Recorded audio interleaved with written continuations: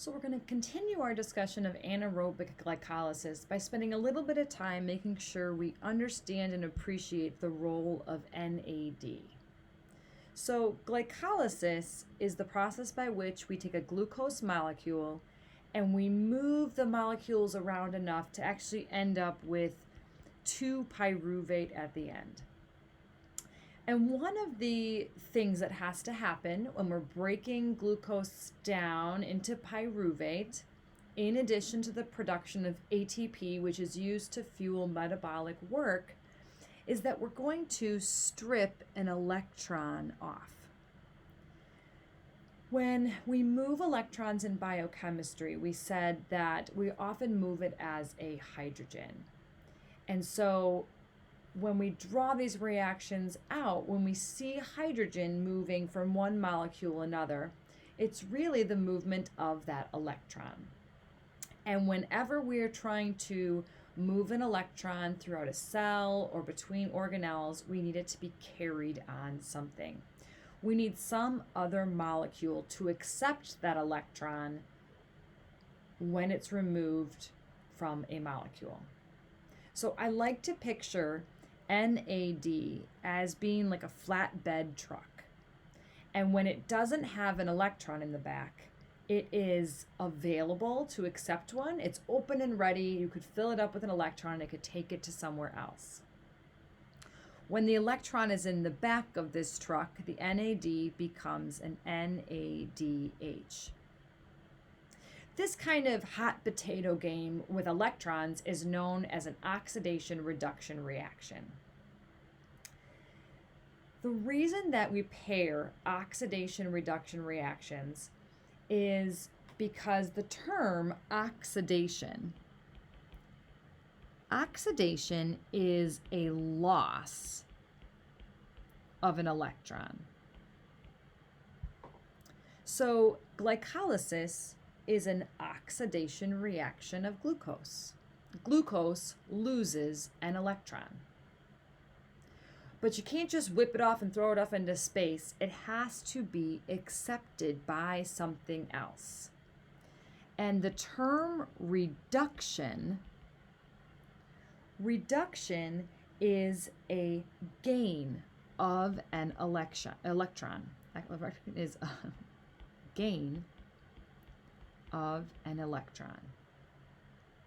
The reason that we use the term reduction when we're talking about adding something on, that feels very like oxymoronic when you say it out loud.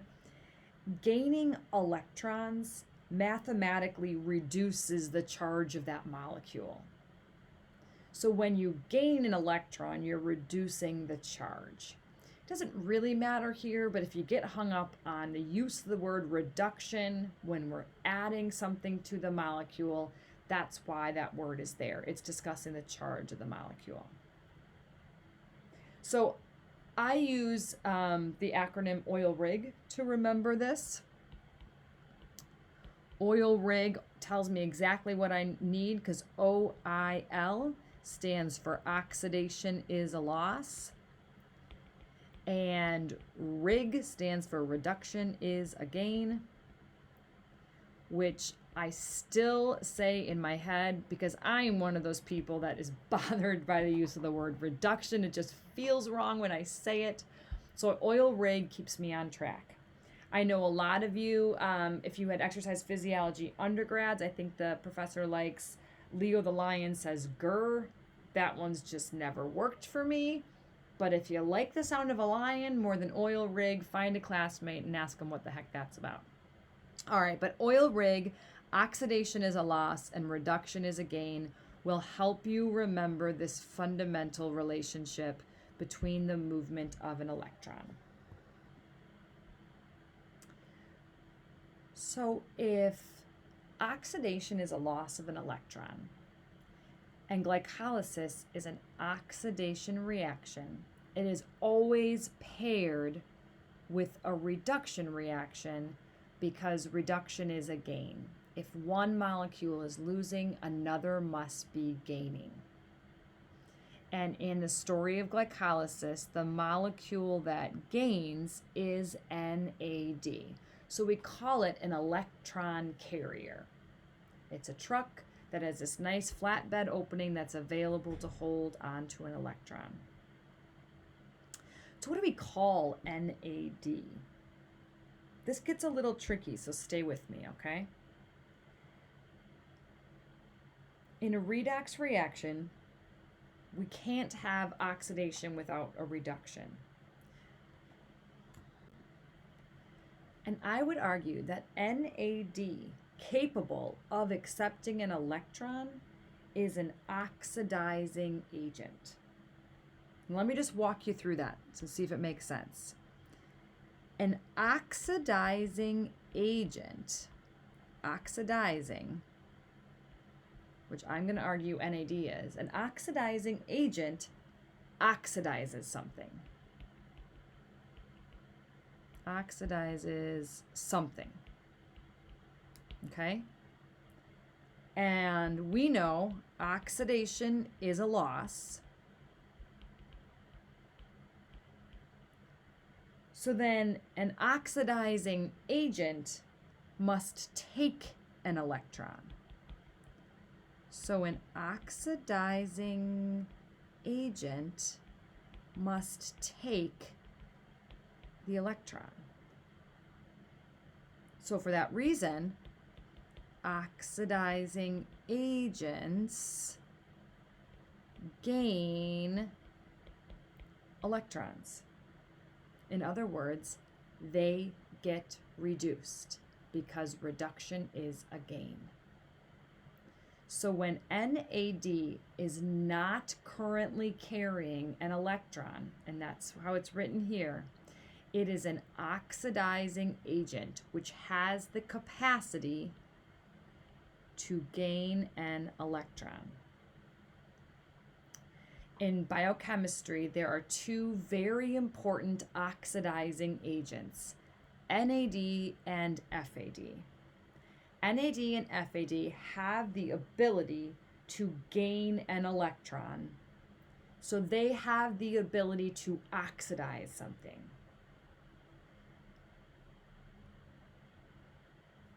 When NAD accepts electrons in the form of hydrogen, it will get reduced to NADH plus H. When FAD accepts electrons in the form of hydrogen, it will get reduced to FADH2. So again, reduction is a gain. It's gaining an electron. So we're going from an empty truck when it is an oxidizing agent capable of oxidizing glucose and loading it up with electrons, filling up the flatbed truck, reducing that molecule so that it can take our electron and drive off with it somewhere important. So in the story of glycolysis, out in the cytosol, we can take our glucose molecule and through a 10 enzymatic step reaction ultimately produce 2 pyruvate molecules, oxidizing that glucose to strip off 2 electrons and form NADH+. We have loaded up the NAD with the electrons that we stole from glucose, and we said that truck can go take it somewhere important. And what it's going to do is it's going to transport across the mitochondrial membrane into the mitochondria and deliver this little electrode way over here to the electron transport chain. So the oxidizing agent NAD is critically important for the breakdown of glucose because it helps to deliver electrons that we steal from glucose to the mitochondria to be used in the electron transport chain. Are you with me? Do you feel great about this process? We had sugar, we did not need oxygen, we got 2 ATP out, We strip some electrons off. We know where these guys are headed. They are headed straight for the mitochondria, where we're going to get even more energy out of them. And we are left with 2 3-carbon molecules called pyruvate. Check, check. Everybody's feeling pretty good about this so far. All right. The story does not end there. So in the middle of your page on your notes, you see the term fate of pyruvate. The reason we have to spend some time talking about pyruvate is this concept of end product inhibition. You guys might know this better as a negative feedback loop. The production of pyruvate is going to inhibit further productions of pyruvate. Specifically, it actually inhibits phosphofructokinase, your second-born child, who will someday be introduced to me. As pyruvate is formed through the process of glycolysis, it actually inhibits the rate-limiting step of glycolysis. So, if nothing happens to pyruvate, if we just keep making pyruvate with the metabolism of glucose, the pyruvate that we make will actually turn glycolysis off. This is a really bad thing because glycolysis is this critical pathway that bridges the gap between oxygen supply and demand in the muscle and allows us to make ATP without oxygen.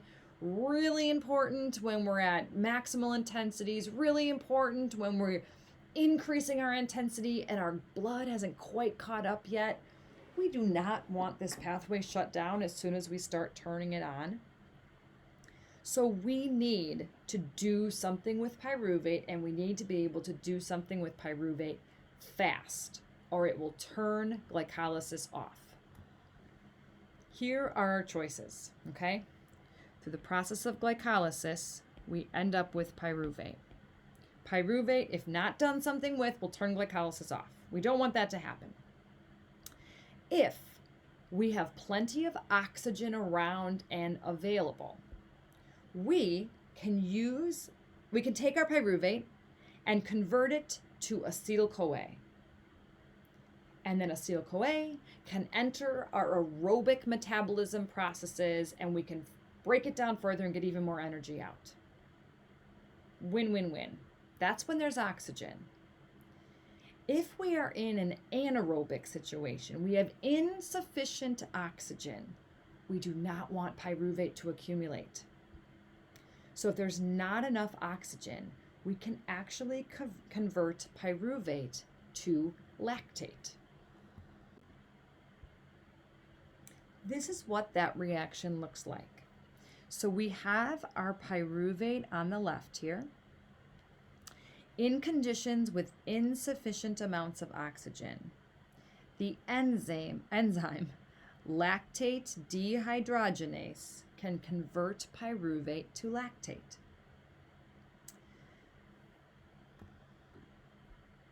It's important to note that this is again a simple one-step reaction, one enzyme, one step, and we've gotten rid of pyruvate.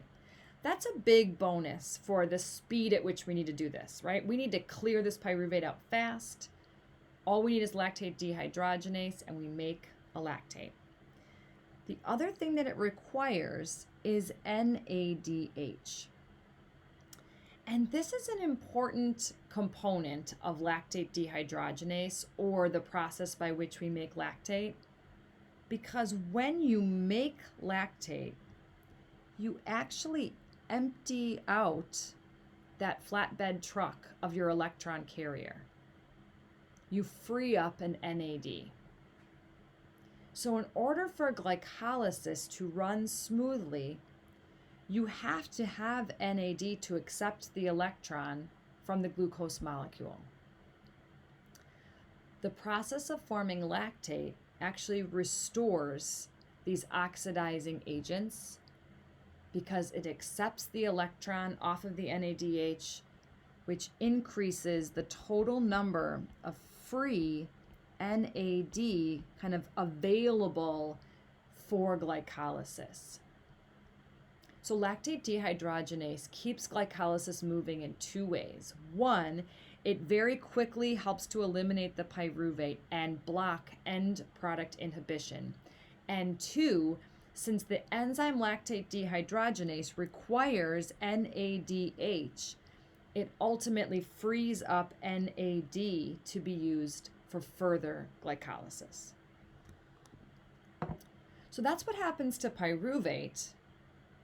But then what about this? Lactate's probably something you've all heard of before. Sometimes used to kind of sound like the bad guy in exercise. Maybe sometimes talked about as a good guy in exercise. Let's talk about lactate.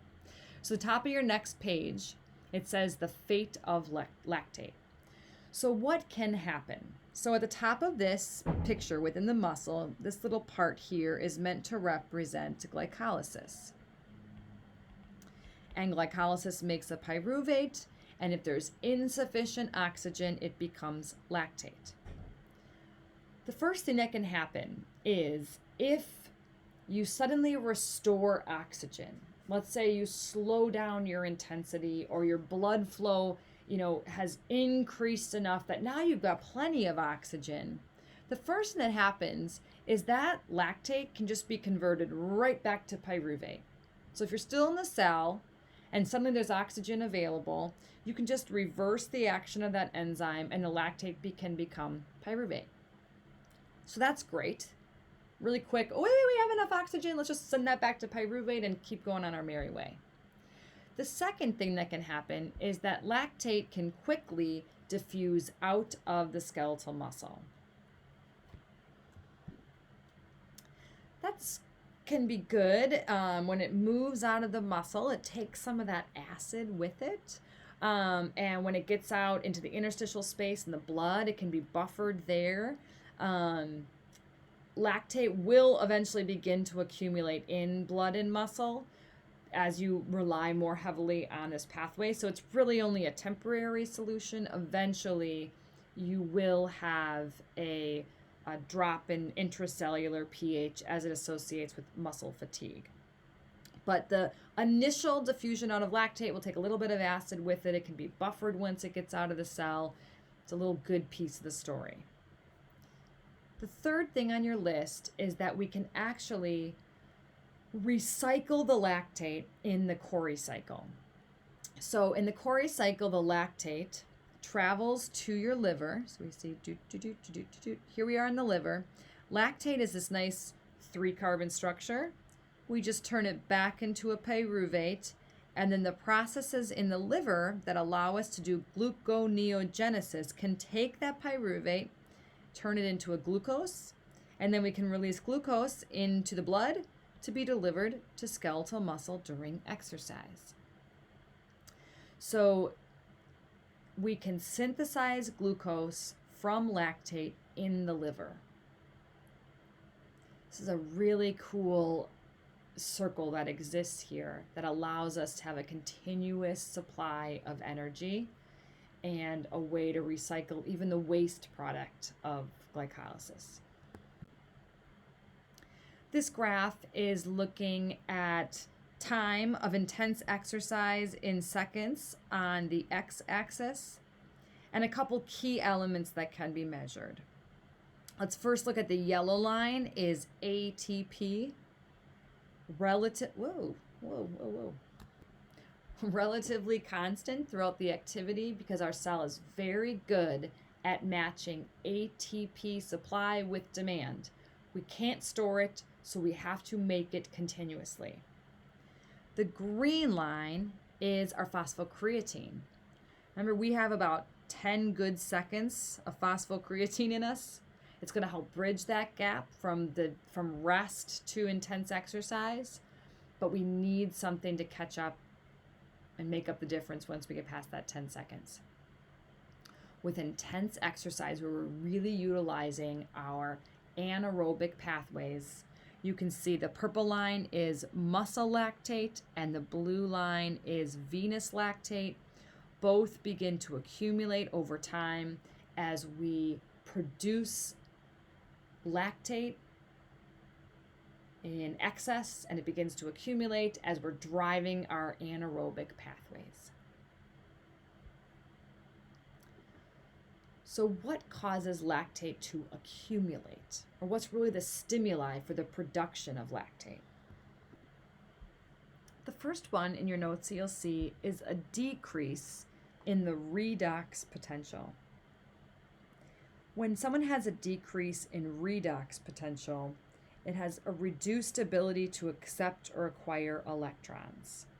So a decrease in redox potential would be saying that you have insufficient NAD, not enough NAD, and too much NADH.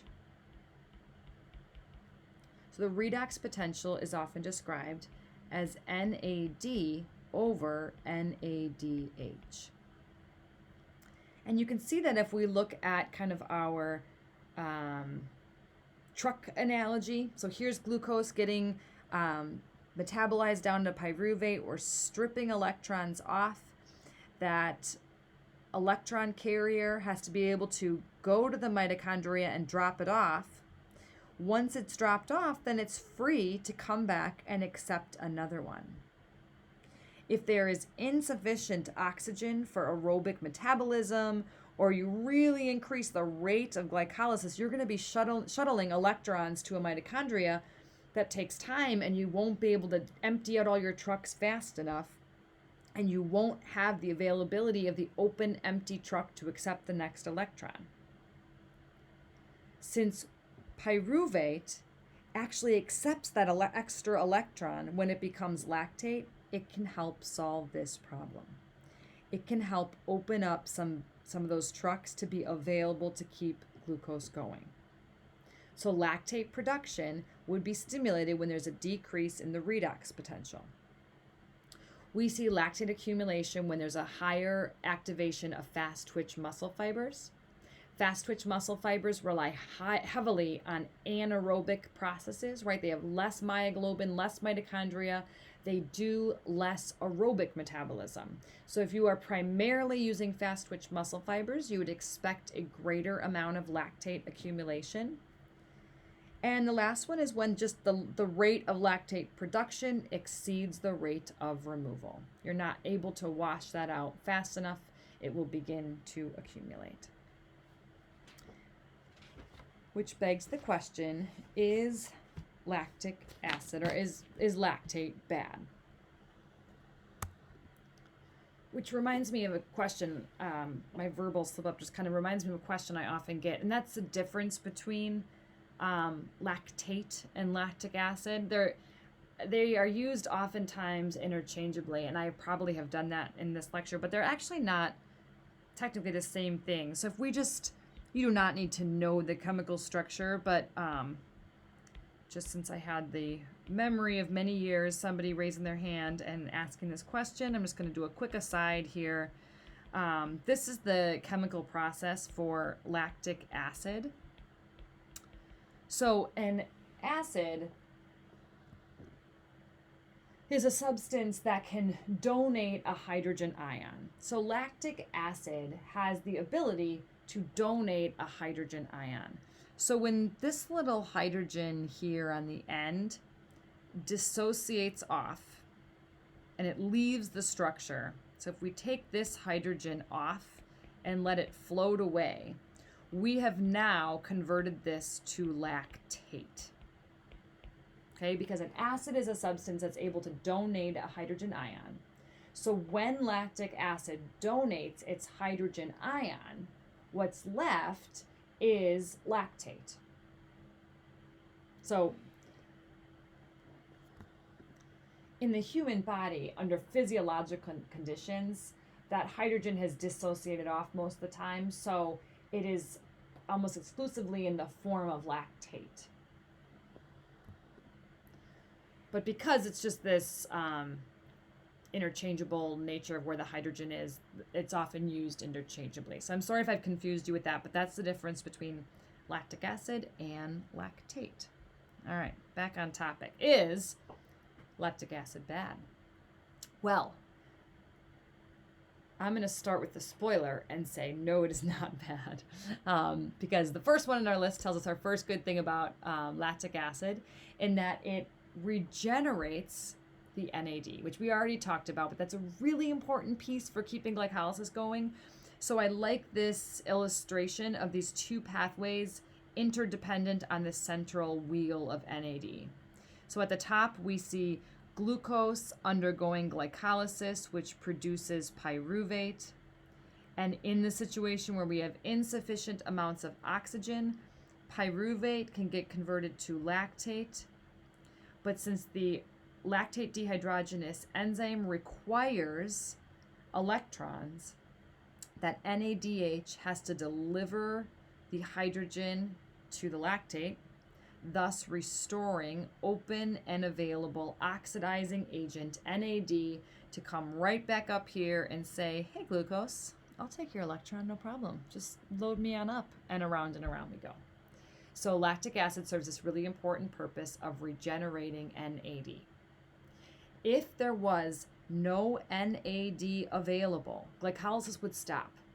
Because the step in glycolysis that strips the electron off, if there is no oxidizing agent to accept that electron, glycolysis stops.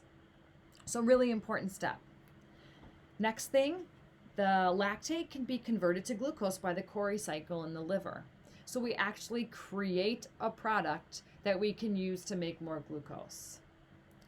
Very pro-recycling in the human physiology world. Third, the presence or the movement of lactate first helps to remove hydrogen from the cell. So initially it can help maintain intracellular pH, but eventually the buildup of lactic acid will lower the pH, which might sound bad. Aren't acids bad? Isn't low pH bad? Not if you put it in the context of the Bohr effect. The Bohr effect is a change in hemoglobin affinity when that hemoglobin is exposed to different elements, such as increased carbon dioxide, increased heat, and acidity.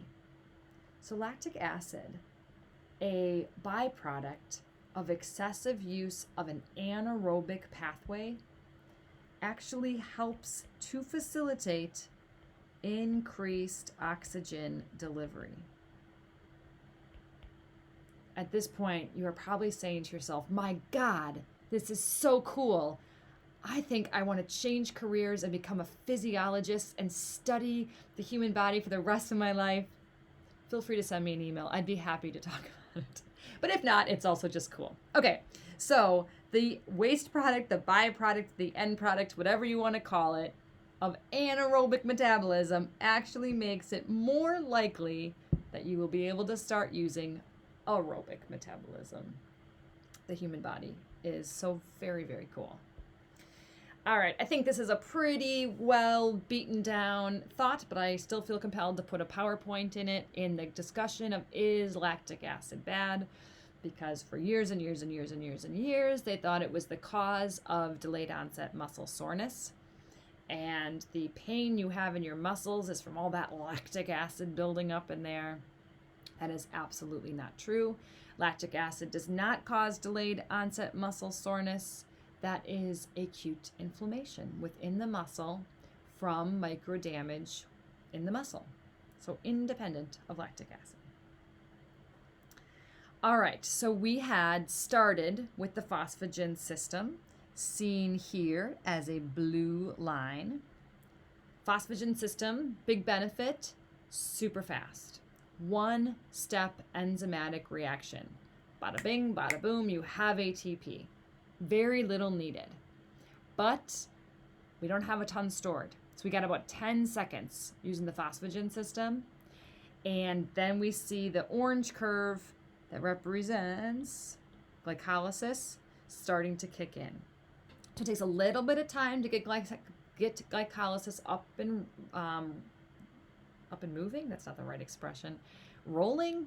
Anyway, it takes a little bit of time before glycolysis is effectively producing ATP. It's a 10 enzymatic step reaction, so it takes a little bit longer, but we will eventually get that moving somewhere around the 1 minute mark, and that will help bridge the gap before we have aerobic metabolism kicking in and contributing to ATP production.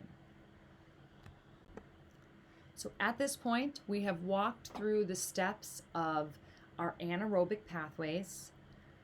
We have broken down a glucose molecule, but we have not done complete combustion of glucose. If you remember at the beginning of this lecture, we said glycolysis represents about 10% of the total energy you can ultimately get out of a glucose molecule.